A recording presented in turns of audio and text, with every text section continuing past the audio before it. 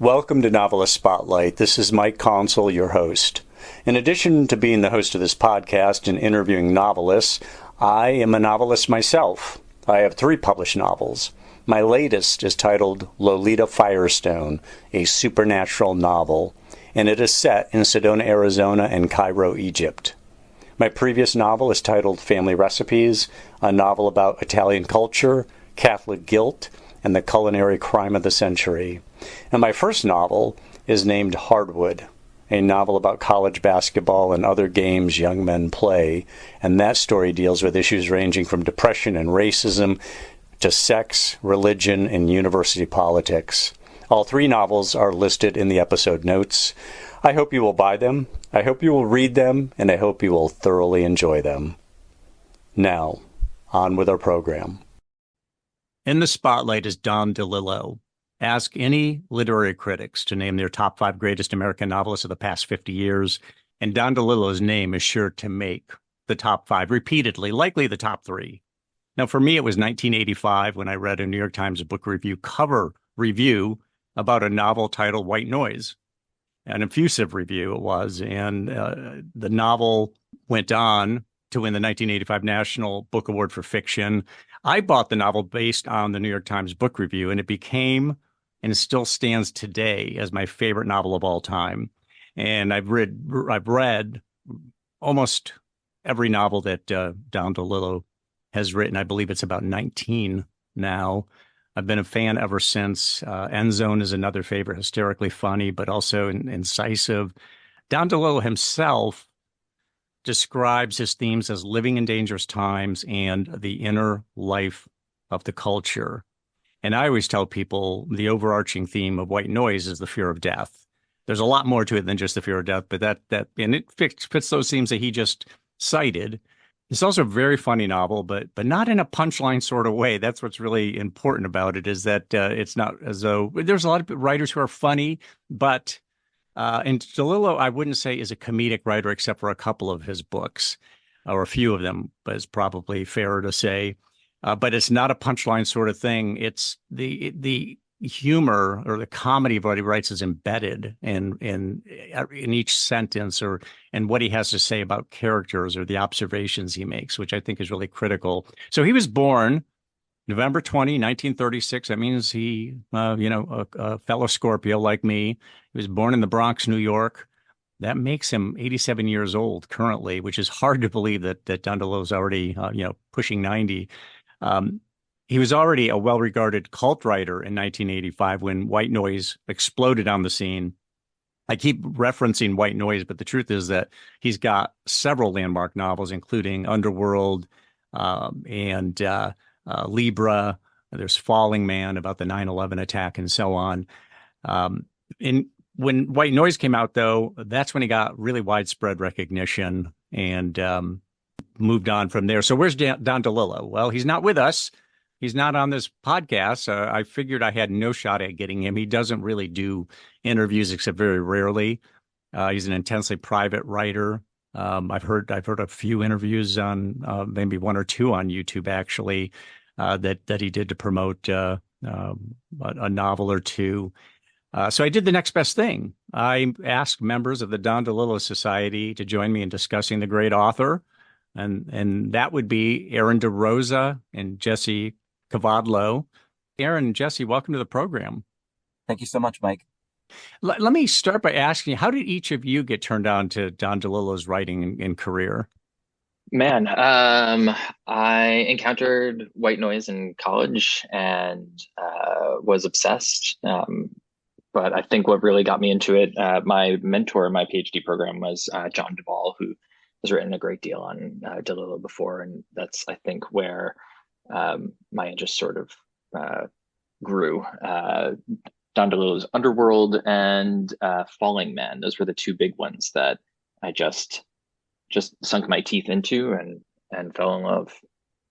Yeah, so in the early 90s, I read White Noise for the first time, and I honestly can't tell you why I read it, how it got into my hands, but I really loved it. I fell in love with the book right away, and I felt very much like this was a book that felt like it was written just for me. As it turns out, I had started my PhD program that year, at Fordham University. So I was sort of unnerved to discover that DeLillo was a Fordham alum and had grown up in the area just outside of Fordham University. So when it came time to pick a dissertation topic, it seemed like kind of obvious and natural that I would go that route. I had written a master's degree about Nathaniel West, who I also loved very much, but DeLillo was just the next level for me. Yeah, so White Noise is so it was where you guys started as well, and funny book, very serious book, but also a funny book. But it's not the sort of thing that everybody picks up. It's not consistent with everybody's sense of humor.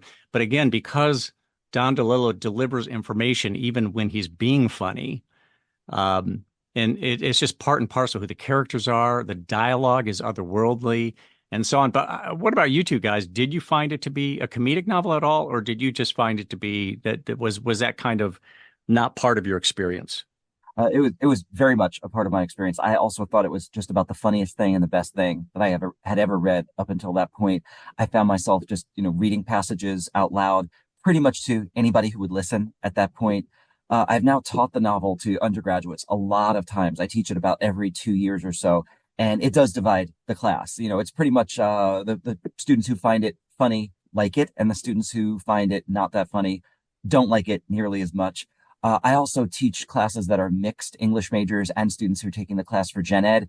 And unfortunately, it seems to divide along pretty much those lines. The English majors like it and the Gen Ed students don't particularly. But I'm going to keep teaching it anyway. How about you, Aaron? Yeah, it's definitely I'm from New York, so part of this I think feels very familiar. That sense of humor feels very familiar to me, and I don't know that I want to make that as a broad generalization for folks who read it, but I think there's something about DeLillo's writing that creates what Jesse's describing, which is this. I don't want to call it antagonism, but people take sides on one side or another, right? And a class, particularly in a classroom, it'll balance itself out. If 5 students say, "Oh, I hated this. This is awful," then 5 students are going to jump in and say, "No, this was hysterical. Let me read you a line." And I think that it just sort of balloons from there. My experience with reading DeLillo was at first, what is happening? I don't understand this. And then at a certain point, you just sort of snap into focus. And then the laughter comes. So it does take something of a paradigm shift, I think, in your head. That's a great characterization. That at first it's kind of like, what's going on here? Where is this going? And then you just kind of lock into his way of thinking and writing. And I will say that I remember I went to Amazon and there was somebody who had given it 1 star or 2, and it's like, how could you give it 1 or 2 stars? I read what he had to say, and he said, you literally go on for pages with nothing happening, which I found to be astounding. But I think for people who are into a very hard driving plot, something that moves from place to place to place, that's not DeLillo's style. He's not a guy who's going to give you a hard narrative. He's much more ethereal than that. I think he's much more intellectual than that. It's not just a lot of people. If you read pop novels, even though Don DeLillo's had some popular novels, including White Noise, that's not his style at all. I mean, how would you guys characterize his writing style? Well, I think you're onto something with his plots before we get to the writing style, which is that in some ways, and this is, to me, this is a plus. This is the thing I like about the novels. He generally has these pretty high concept premises, like even in White Noise, what winds up being, the airborne toxic event and the chemical spill. I mean, in different hands, this would be, something like an entire adventure novel, which the film adaptation on Netflix from about 2 years ago did lean into that about halfway through. But DeLillo really isn't that interested in it. He introduces the concept and then he lets it go. One of my other favorite DeLillo novels is the somewhat lesser known Great Joan Street, which again introduces this kind of high concept of the rock star who's hiding from fame, who's, kind of flirting with suicide, maybe even murder. And then the novel does not run with that premise. Or his last novel, The Silence, this again, the big sci-fi concept. What would happen if all the electricity or all the electronic devices stopped working? And then it winds up just being this almost absurdist play, almost has nothing to do with the concept. And I think that's really admirable. I was struck, Jennifer Egan's last book, The Candy House, did something very similar. I was like, this is great. I like the idea of the big concept, but let's just lean into the dialogue, the human elements, the stylistic elements, as opposed to let's turn this into a kind of blockbuster thing, an airport novel. Exactly. Exactly. How Yeah. about you, Aaron? Yeah, I was going to agree with that. I characterized DeLillo more as a cultural analyst rather than a storyteller. It's like a sociological stand-up. Everything is a one-liner about, what masses are thinking, or how a community is moving. And I think that's also where he gets that sort of like reputation for being a prophet, because he just has this sort of way of making these sweeping declarations about culture, and that doesn't drive plot, right? Like that, it doesn't even drive character development, which is another thing that readers sometimes get caught on. Like these characters aren't particularly good or engaging, right? But there's something about them that captures an essence or captures a moment that we feel, and I think that's where he's most adept. You mentioned, oh, go ahead. Go ahead. So yeah, when students complain in White Noise that the characters aren't round or well developed enough, I said, in the look, I've got some bad news. These are his roundest, most well developed characters in any of the novels. So we're gonna have to take that. But I did want to get back to your initial question, Mike, which was really the style, and that's probably my favorite thing about it, just the sentences themselves. I mean, you take again the really what for me are the masterpiece works, which is really the ones that you mentioned already: White Noise, Underworld, Libra. I mean, it's amazing that these are fairly long novels. Certainly, Underworld and Libra are long novels, and they almost demand to be read aloud, just in terms of the poetry of them, just the attention to the sentences. And when DeLillo has given interviews, if people have read the interviews, you know what I'm going to say. The way he talks about his process and using the typewriter and the white spaces on the page and what the sentence looks like on the page, and retyping, sentence after sentence on page after page, just because he has this idea of what sentences are supposed to look like. And to me, it translates into what they sound like. Also, I mean, the work reads so well to the eyes and to the ear. It almost doesn't matter to me what he writes about. I'm glad you make that point because, and we'll talk about his writing style in a little bit. I mean, his actual method, his methodology of writing, and his routine, at least when he was in his prime, it just probably changed as he's gotten, into his late 80s now. But I don't know.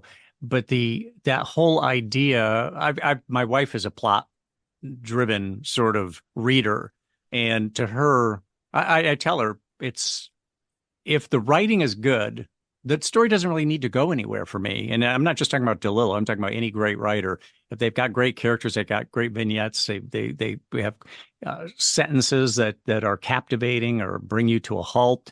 That's what matters to me. I don't need necessarily certainly not a hard storyline, or maybe even any storyline at all. Now, DeLillo does tell us, certainly White Noise tells a story, and some of his others like End Zone, which is one of my favorites as well, because it really truly is a funny novel that goes well beyond college football.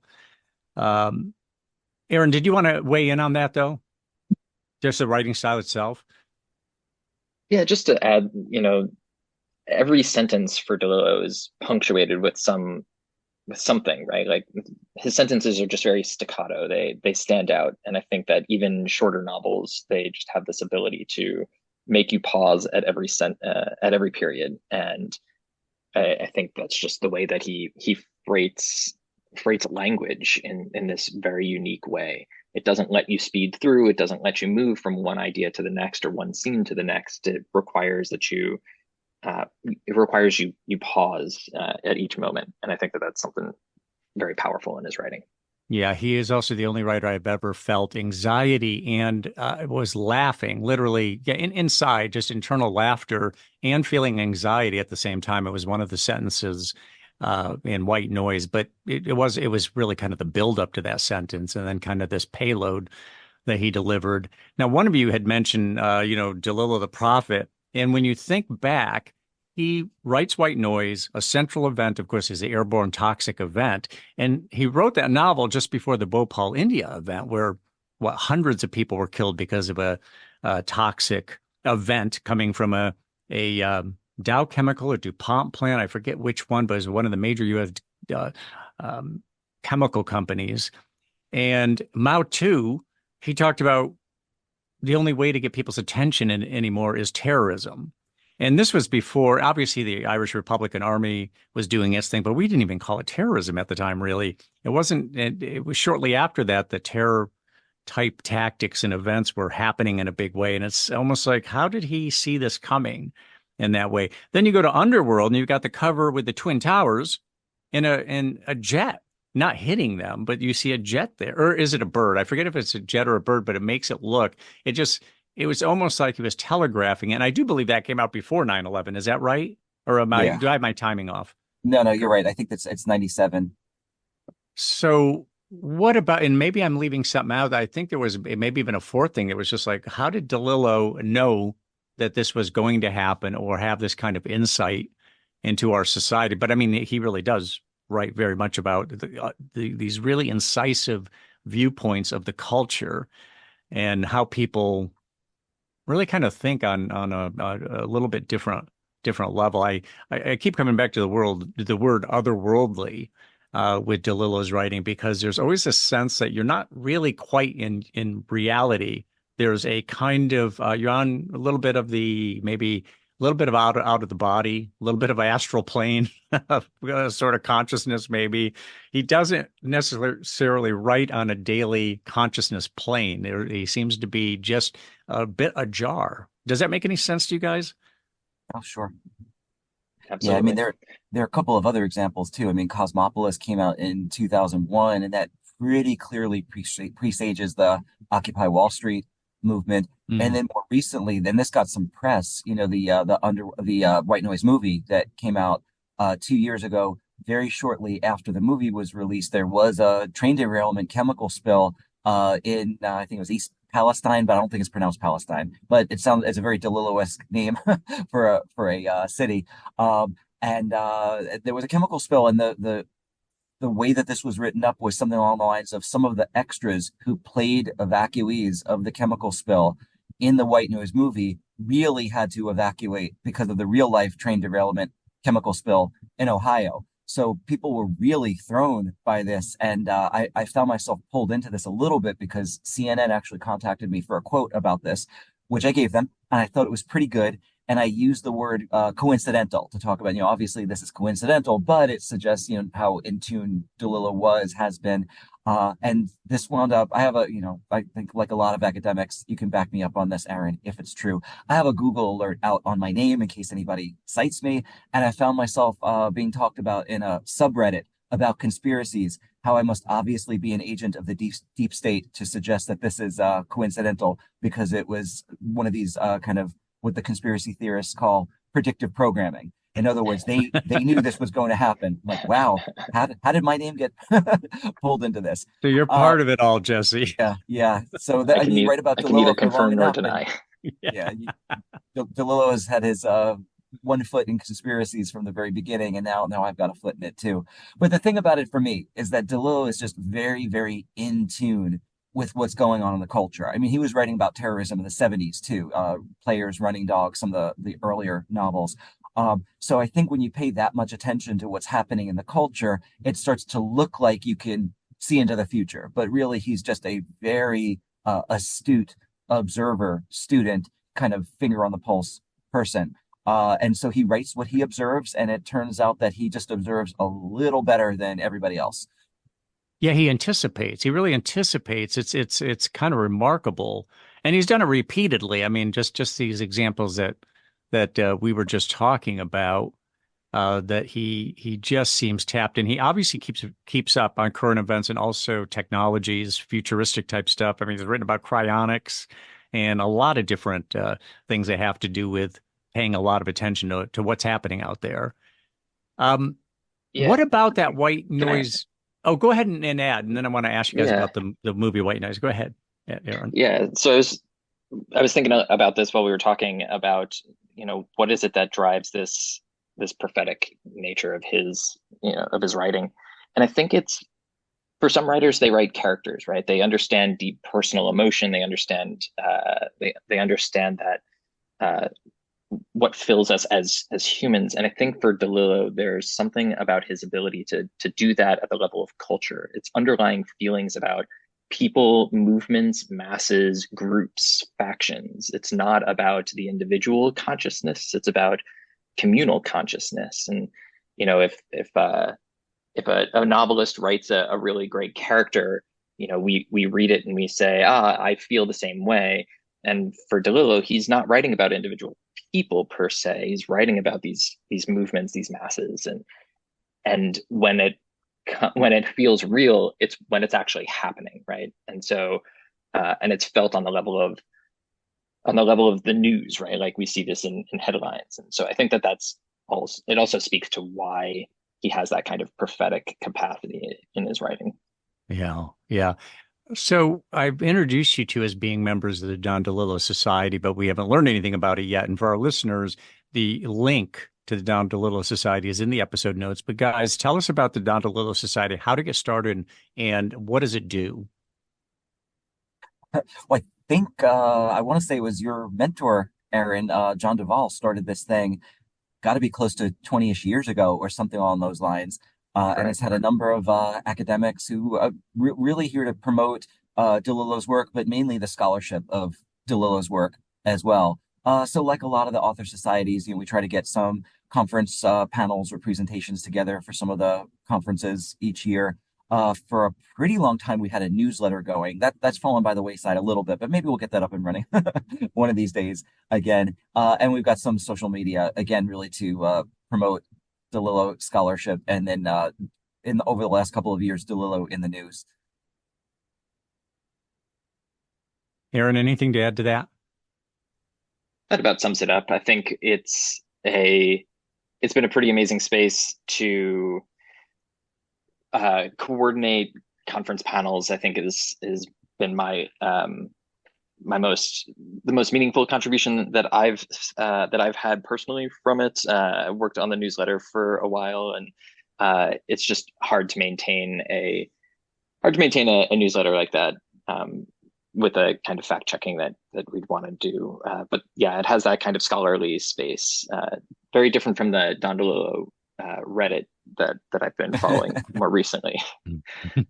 Yeah, yeah. I'm glad you doubled on the conferences, because that was how I was able to meet Aaron for the first time, for example, and a lot of the other DeLillo people, DeLillo scholars who are out there. It's really nice to be able to actually meet people in person and not just, see each other's social media or just read each other's academic work. Yeah, absolutely. So let me ask you guys, why is Don DeLillo, this might be an impossible question, but why is he so publicity shy? Is he the kind of guy who is protecting kind of the writer's mystery? So actors do that sometimes. Like if they see what I'm like on the Sunset Strip, then I can't sell myself on the silver screen. Um, is that what it is with DeLillo, or is he just a stone cold introvert? Do you know? Well, I guess a couple of things. One is that if you look over his whole career, which now spans a couple of decades, he's given a number of pretty high profile, significant interviews. I suspect that's all he can give. I think that's all he can do. This peaked probably around when Underworld came out. And my understanding, although this would probably need a little fact checking, is that he got enough money from his publisher that they were like, hey, you've got to actually do some readings and some interviews. So I did see DeLillo read in New York City in maybe 97, 8, 9 or something like that. I'm sure that wasn't his favorite thing to actually go out and do readings and do interviews, but it was part of, promoting this very large book. And he was interviewed more recently in the New York Times Magazine, in conjunction with The Silence. So he gets himself out there, but not as much as, certainly, a writer of his stature or profile might. On the other hand, still way more than, let's say, Thomas Pynchon, who has really not done any interviews. Um, and I think he really just believes in letting the work speak for itself. I think that's been kind of his company line for a lot of years. As if you want to know anything about me or you want to know about the work, just read the work. he's going to get accused of his work being autobiographical anyway. Like every author is told, oh, it's autobiographical. This is autobiographical. So yeah, I might as well just say, okay, well, there's the work. You come to your own conclusions on that. I was But you, actually Aaron, about to any make other a thoughts on that?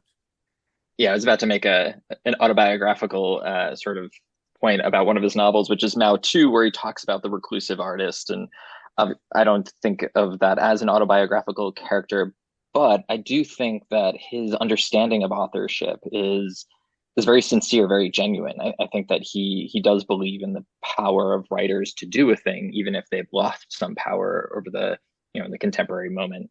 And in Mao 2, he sort of plays with a character that's doing that. And I would imagine the read that I like to have of DeLillo's reclusiveness is that he is trying not to influence the culture that he's trying to write about. And so to speak about his work is to violate this break between commentary and analysis and participation.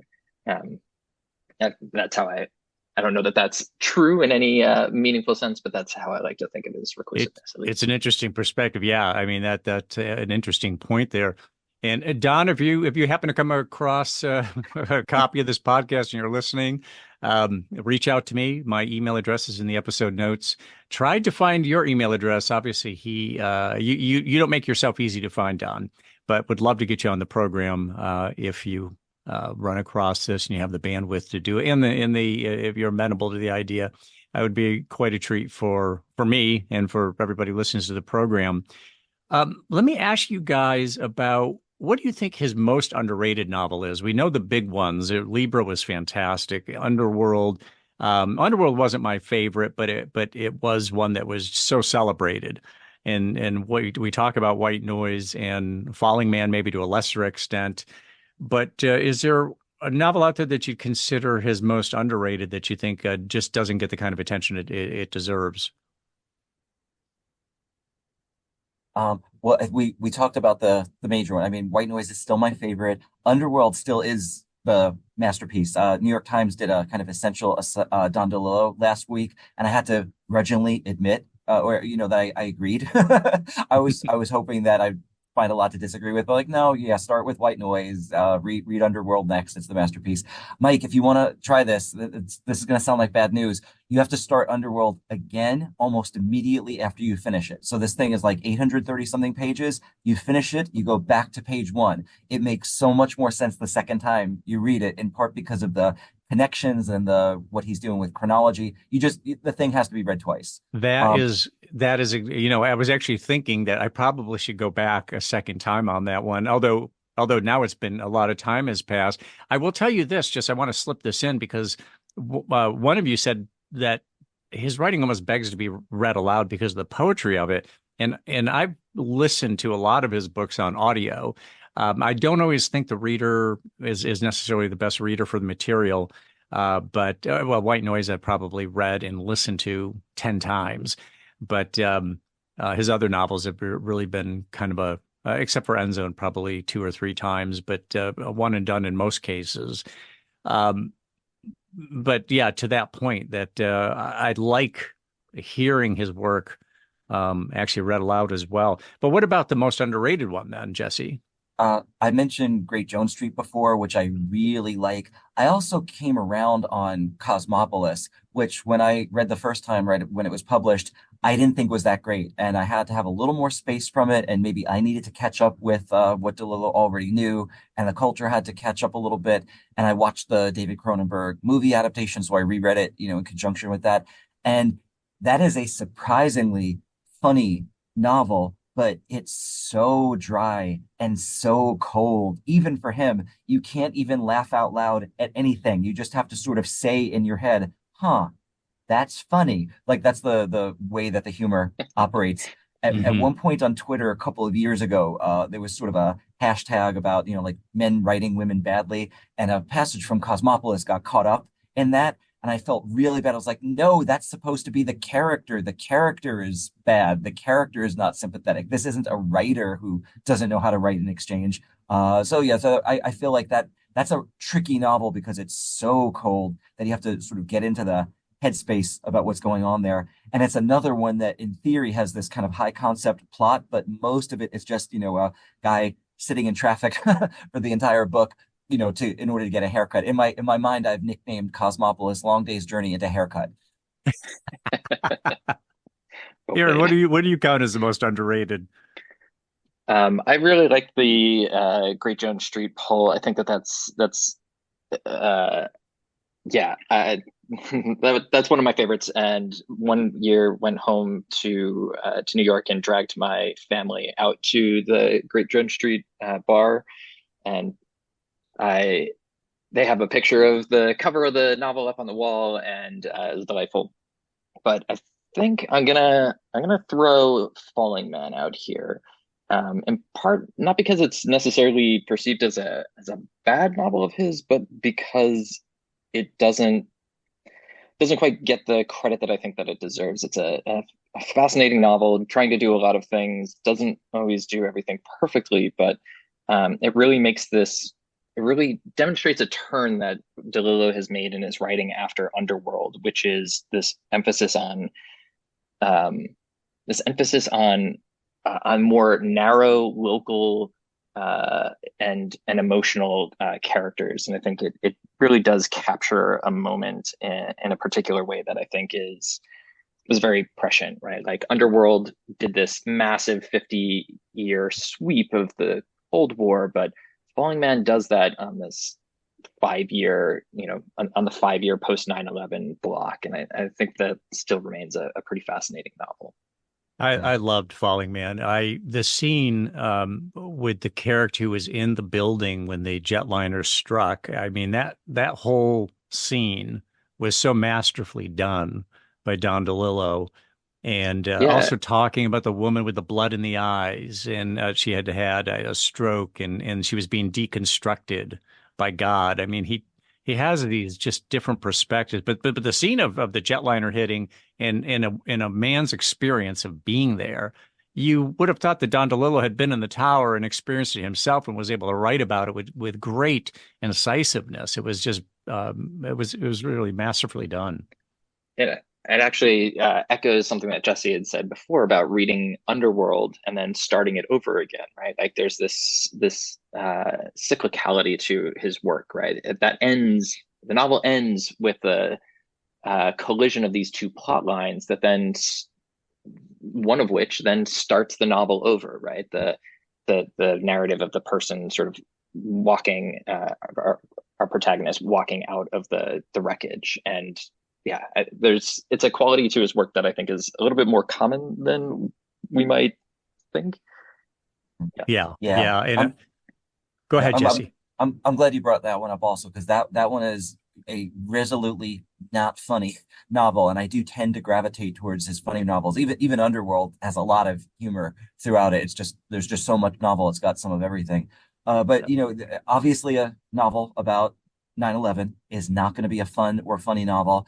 I taught a class called 9/11 and the novel where we did that one. And at some point, one of the students said, like, these books are all so sad. And I like just kind of point at the course title on the syllabus, like, mm-hmm. But part of the real pathos of that novel isn't just the obvious subject matter of it. It's that the novel mainly revolves around this marriage that is falling apart. And it's in some ways, it's just this much, much smaller domestic tragedy that is supposed to be kind of the echo of the giant domestic tragedy. And the way he's able to do that pretty consistently, like kind of get the micro and the macro at the same time, about these marriages, these families, these parents and children, but also the whole culture. It's really remarkable. Yeah, he can write at this very high, expansive level, but then right down to the individual and the kind of uh, the various dimensions of the individual and so on. I loved Running Dog as well. I thought Running Dog. I think of that as an underrated novel. There's some scenes in there that are remarkable as well. Yeah. I was going to say that he won the National Book Award and he's won other awards. I didn't want to read them off, but he's never won the Pulitzer. I consider the National Book Award as good an award as the Pulitzer Prize. He as great as Don DeLillo is, as much as he's revered by literary critics, he hasn't he hasn't really won. I mean, John Updike won two Pulitzer Prizes, and a very different writer. But I don't think that most literary critics would put John Updike in the same. I just think DeLillo would be a class above that.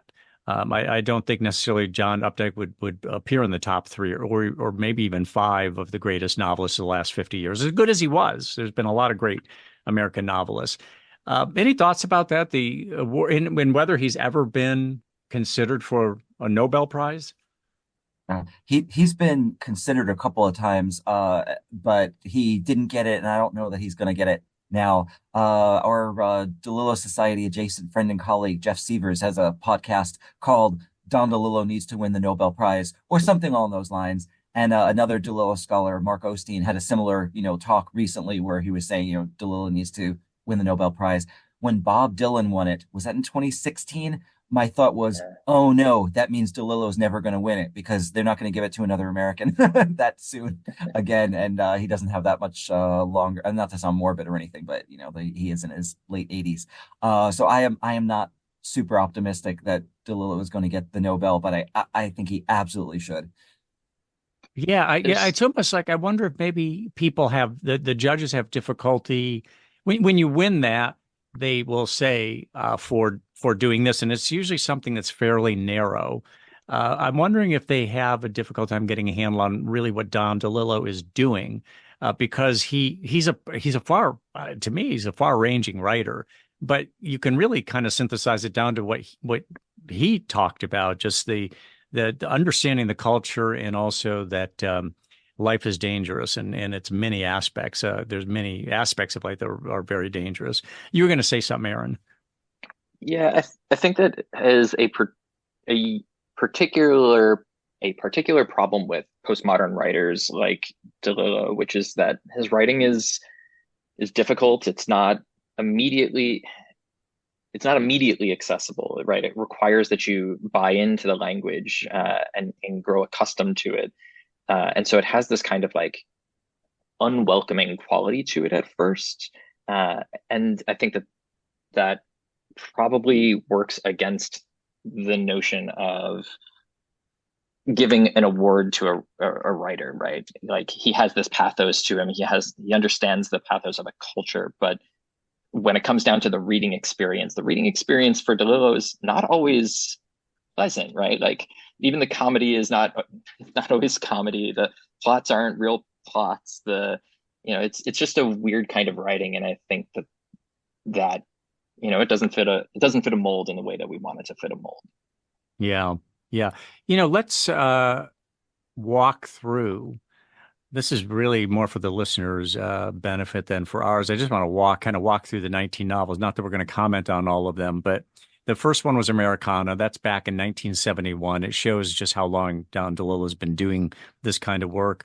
His second novel, End Zone, one of my favorites. I found that to be, and I'm a sports fan, but it's not really a sports novel. Somebody had said calling End Zone a football novel is like calling Catch 22. Maybe it was a movie about war, but it was kind of a movie. I think I'm misquoting that, but basically the idea being that it's much more than a college football player. Gary Harkness is the character there. But his third novel is one that both of you guys like a whole lot, which is Great Jones Street. Followed by Ratner Star, which didn't get a lot of attention, it didn't seem. Players was after that. Then comes Running Dog. Amazons is actually one of the novels I haven't read of his. That's number 7. And Amazons is a very funny novel, but he will not. He's disavowed that one. And why is that? Well, I think, and Aaron, you might know more about this than I do. He might have actually been trying to make some money on Amazon. So he wrote this kind of a sex farce novel under the guise of that this is the first professional female hockey player. It was published under her name as though this were a real person. I think it was Cleo Birdwell. Yeah, I think it was the name. Yeah, Cleo Birdwell. I think it was co-written, but I don't know who it was co-written with. Sue Buck. Sue Okay. Buck. I'm just looking at the notes here now. Okay. And it really is it's a funny. Now, I was lucky enough to come across a used copy of that in like 1994, 95 when I decided I was going to buy all the DeLillo novels, and I got it pretty cheap. It's gotten very expensive these days. No, but what you're onto, Mike, is that pretty much all of those first novels, up until I would say the names, including Amazon's, are playing around with some sort of genre. That is, he's like picked a genre, the sports novel, and for End Zone, the rock novel for Great Jones Street. These, and he really leans into this genre thing, but then he also picks it apart. Like, it doesn't really follow the conventions of what you think these genre novels are supposed to do. Yes. And then the names, he starts doing something else.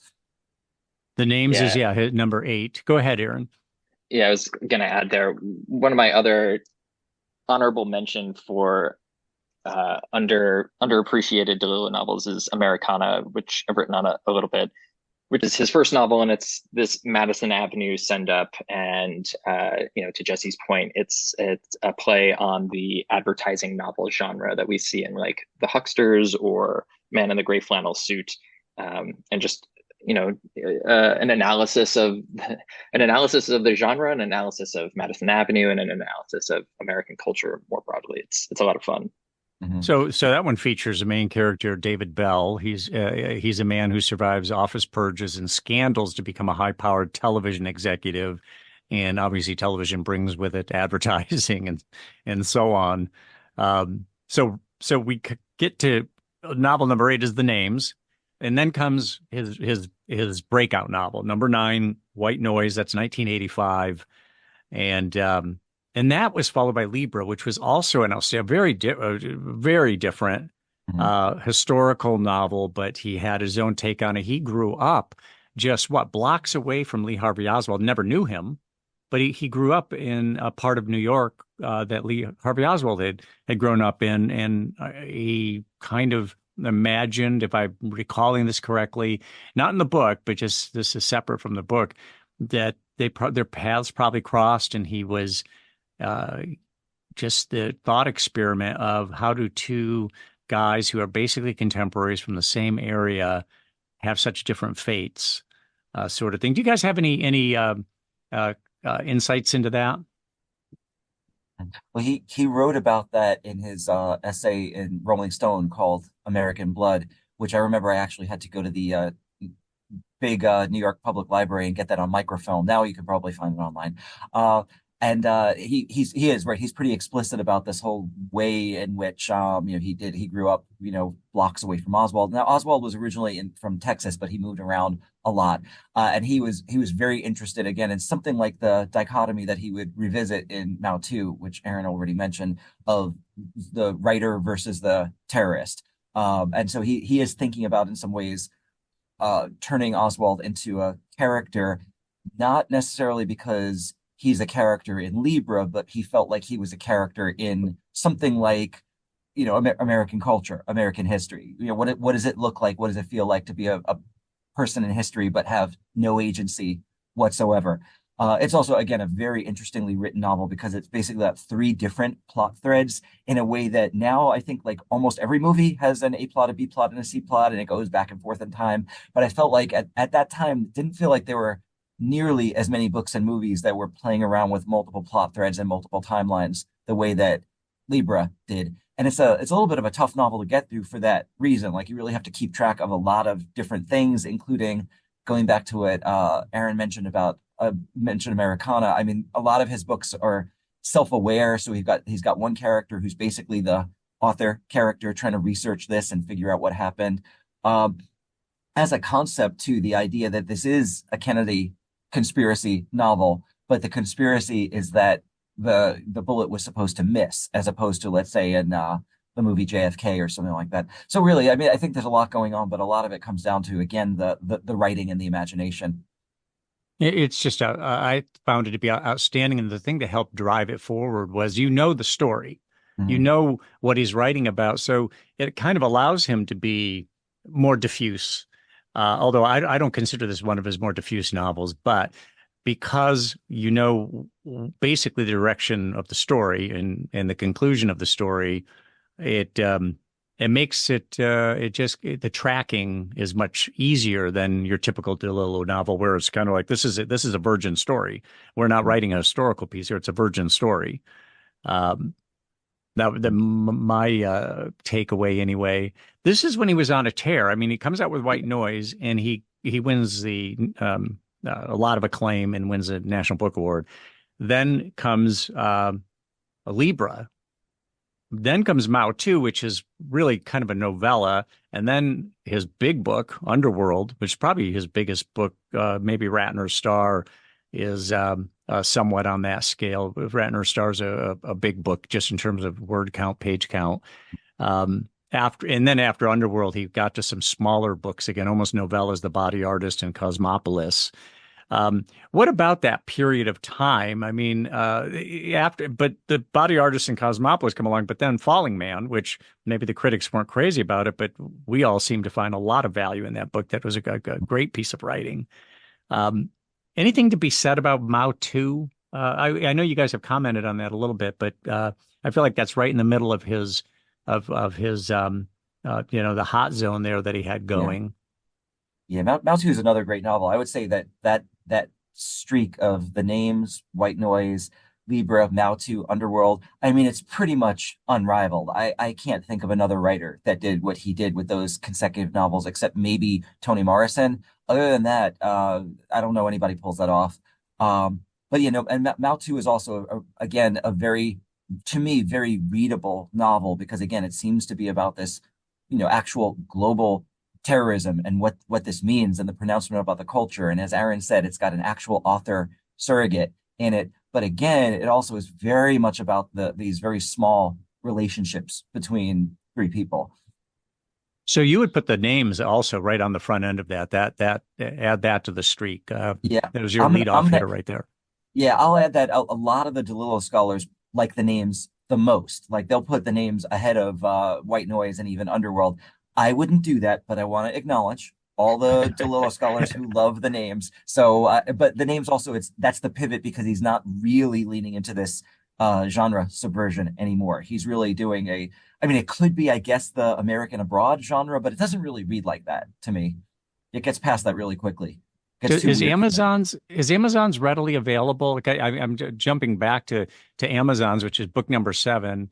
And you said things about it that certainly sound. I wish Don DeLillo had written more funny stuff, because I think he's really good at it. And you said that this was a funny one, but he's kind of disavowed it. Is it hard to get a copy, or is it just a matter of you need to fork out $50 or $100 or I think it's more than that. I think if you go on Amazon.com, you can probably get a used copy, but it's probably at least $250 now.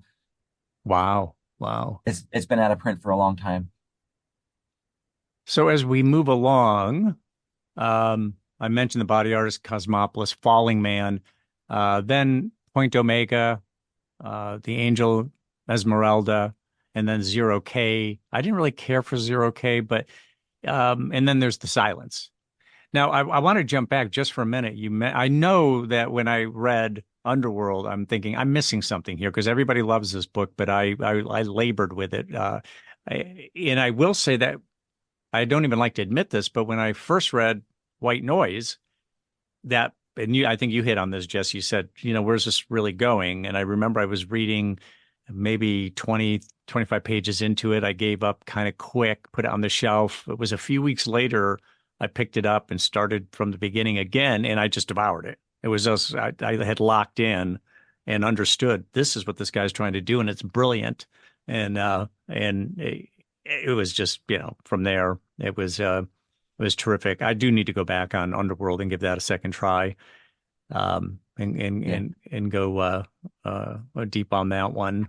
Yeah, I felt that way about Point Omega. I struggled, and that's a short novel. I mean, it's barely even a novel. I had to get into the spirit of the kind of post Underworld books, which are really very spare. I mean, my sense is that he's really writing. He went from kind of this maximalism to minimalism. I think he's leaning into some of his European influences, like Beckett, for example. He's writing almost theater of the absurd kind of plays, and I even prefer to read The Silence as a play at this point. It doesn't even read like a novel to me. You sort of have to just read it the way one would read, like Waiting for Godot or something like that. Otherwise, it just doesn't give you enough to work with.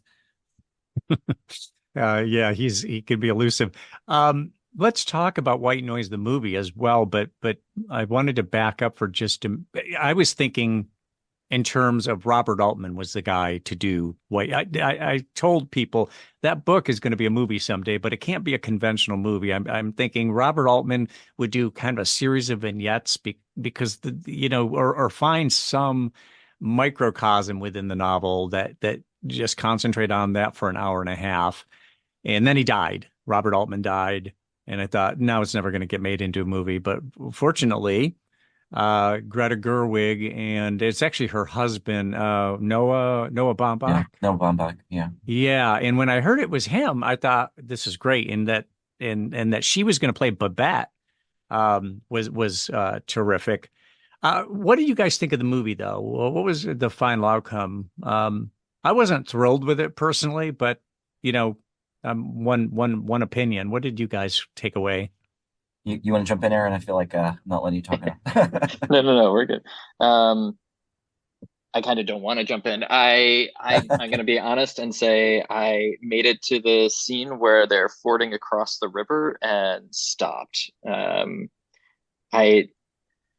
What I will say is that it does a really good job of capturing the awkwardness of conversation. I think that the film does a really good job of showing people in various states of inability to converse with one another. But it also sort of reinforces that like White Noise doesn't have a plot either, right? It's similarly not a plot-driven novel, even though, it comments on plot-driven novels. So anyway, all that's to say, I think it did some things pretty well, about as well as you can with a DeLillo text, but I ultimately struggled with it. Yeah, I didn't like it at all. I was really looking forward to this thing, and I was a little scared because like this movie that I've been waiting for decades and decades. Look, it had two problems: what it kept from the novel and what it cut from the novel. There, that's my joke. There it is. I thought the casting was way off. I mean, Noah Baumbach clearly seemed to be coming off of a marriage story, and there definitely is the struggling marriage at the center of White Noise. But to me, that can't be the main thing or the only thing. I thought Adam Driver couldn't have been more miscast in this role. I mean, because part of the novel White Noise is that Jack's kind of slide towards violence, personal fascism, is supposed to be unlikely, unexpected. We're supposed to see traces of it, but his unreliable narration doesn't let him seem aware of it. As soon as you see Adam Driver, like, he's going to do something violent. That's just what he is. It's what he does.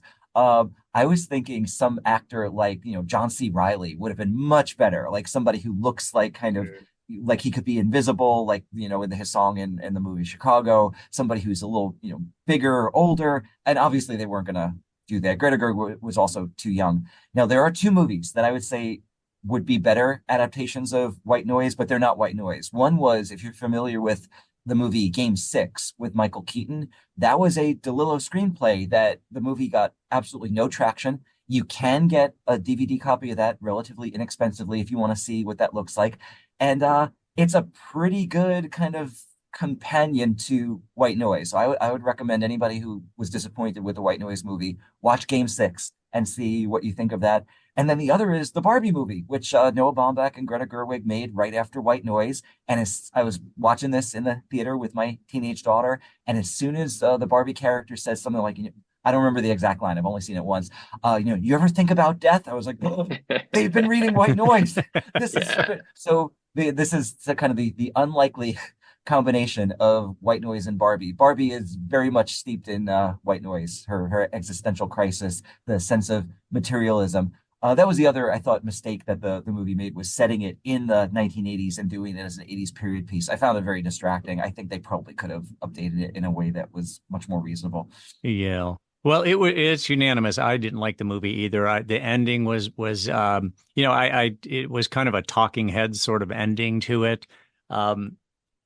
Meaning Talking Heads, the band, in kind of that ethos or pathos. But I didn't like it either. I think Aaron, is it fair to say that Don DeLillo books do not lend themselves to the silver screen? Yeah, and it's really weird because, as Jesse suggested, right, like he sort of invented this the maybe that's putting it too strongly, but that A plot, B plot, C plot, like that is the sort of interweaving nature of most of his narratives, and that's pretty common, and we're pretty used to that at this point. The talking head narrator speaking to camera, like we're familiar with these strategies in film now. They should work, but for whatever reason they don't. And maybe it's just because we want films to be about heroes doing hero things or what, but it doesn't lend itself to that kind of cultural analysis, I don't think. And I did think that Cosmopolis was a pretty good adaptation, but I don't know anybody else who liked that movie, just me. So so that might be it. But I always liked David Cronenberg, and of course I love Don DeLillo, and I thought their separate idiosyncrasies actually combined pretty well. And I even liked Robert Pattinson in that movie. I thought he seemed kind of affectless and clueless in a way that was just right. Yeah, yeah. Um, let me. I was talking before we started recording, Aaron, about how um, there is no biography of Don DeLillo. There's maybe some stuff being. I think you mentioned, Jesse, that there is some efforts being made right now. Somebody's trying to write one. Can you summarize that for us? I think it's just in the very early stages, but I have not been to the Ransom Center in Austin to look at his papers. Aaron, have you been? Have you looked at the papers? I have looked at some of the stuff on Okay. Americana, as well as some of the Ogilvy, Benson, and Mather papers in the Yeah. Library of Congress about his work Yeah. as an advertising agency early on. I'm going to guess that the biography is going to wind up getting written from the papers and not from the source, because he does have a really vast, thorough, boxes and boxes of work that potentially people could go through. He also wrote. He had a lot of pen and paper, or typed letter correspondences with a lot of other writers, younger writers that he wanted to support. So I don't know that the eventual biographer is going to be able to get direct source material from the author, but there's certainly an abundance of materials out there. I just wonder if he is Don DeLillo the kind of guy who's got a lot of friendships and people around him can talk, or is he pretty much a lone wolf and friendships are few and far between? And he does seem like the kind of guy who's very, keeps to himself, contemplative. I think Philip Roth, it was Philip Roth who complained that he took a walk with Don DeLillo and he didn't get anything out of him. He wanted to, he's a talker and he wanted to have a conversation. And Don DeLillo is more of a guy who listens and observes. He's not a guy who pours out a bunch of perspectives to other people in the spoken word. He's a writer. I don't know if you guys were familiar with that or not, that Philip Roth had been frustrated by DeLillo's taciturn nature. No, I didn't know that he was pretty good friends with Paul Auster, who unfortunately just died about 2 weeks ago. Um, But yeah, he seemed to have some actual author friends. I saw DeLillo interviewed in person when he won the St. Louis Literary Book Award, Literature Award, probably about 12 years ago, and he was perfectly fine. But you can definitely hear that this is a person who has to kind of put himself out there. I met him that day too. I got there like 2 hours early because he was going to do a book signing. I was like, oh, I better get there really early because the lines are going to be around the block. And there was nobody there. I was like, well, this is a little silly. I don't know why I thought that there would be hundreds of people lined up to meet Don DeLillo. But he certainly was a sweet enough, nice enough, seemed, very shy seeming guy.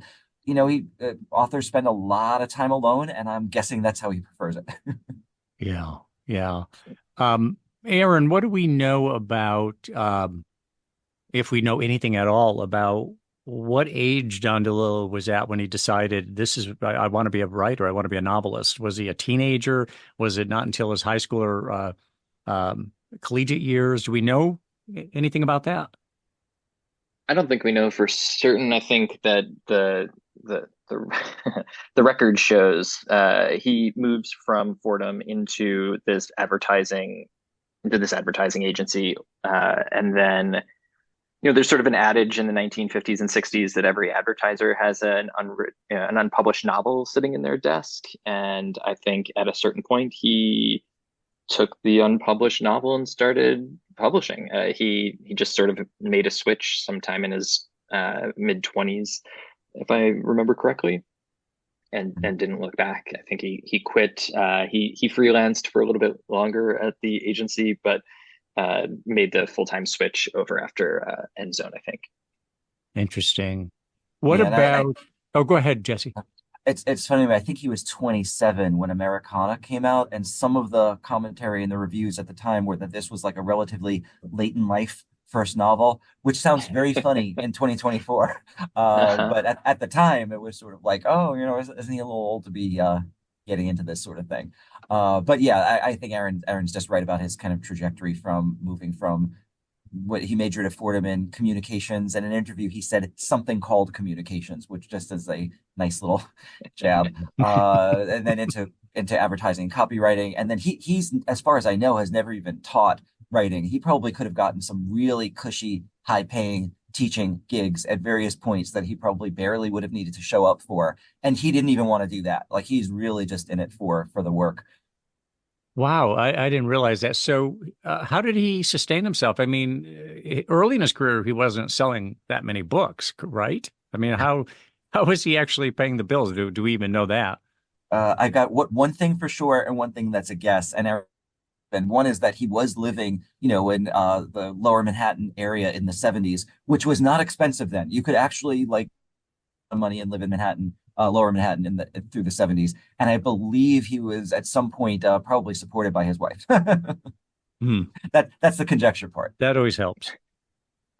Yeah, I don't have anything to add to that. All I know is that he currently lives in a very swanky part of Westchester County. So yeah, he's clearly his conditions have changed for Mr. DeLillo. Yes. Yeah.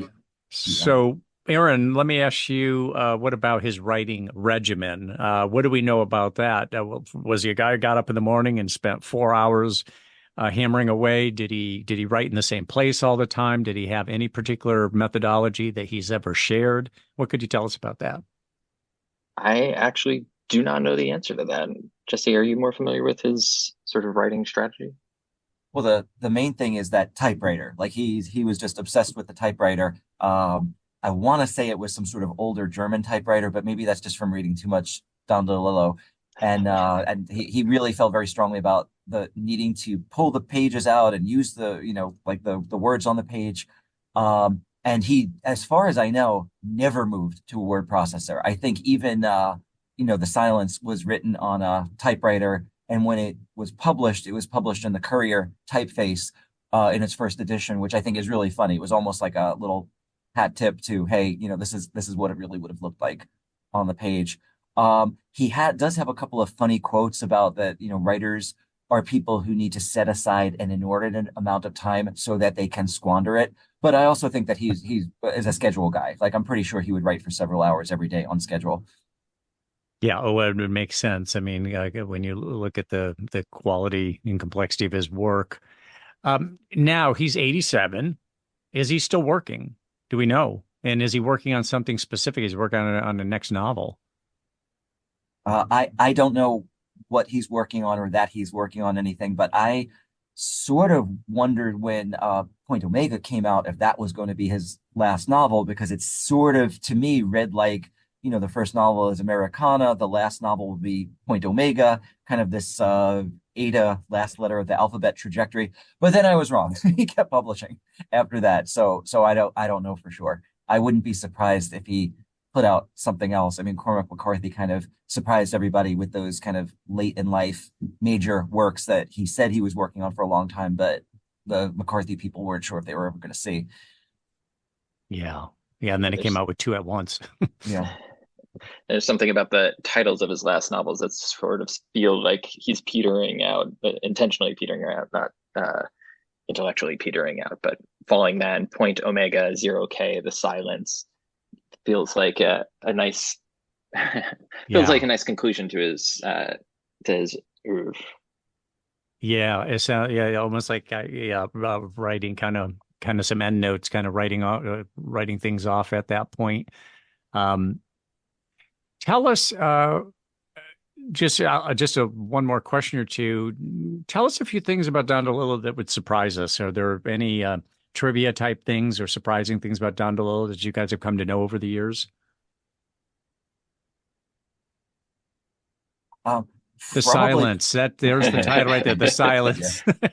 I mean, probably that as far as I know, he really did go out of his way to support a number of writers when they were on their way up. I mean, I think pretty famously Jonathan Franzen, David Foster Wallace, more recently Rachel Kushner. Like he wants to make sure that he is supporting writers where he sees them, and I think that's really amazing. Like he's kind of developed into this elder statesman of American writer in a way that maybe people wouldn't get that sense of him from, again, the reluctance to do some of the interviews. Interesting. How about you, Aaron?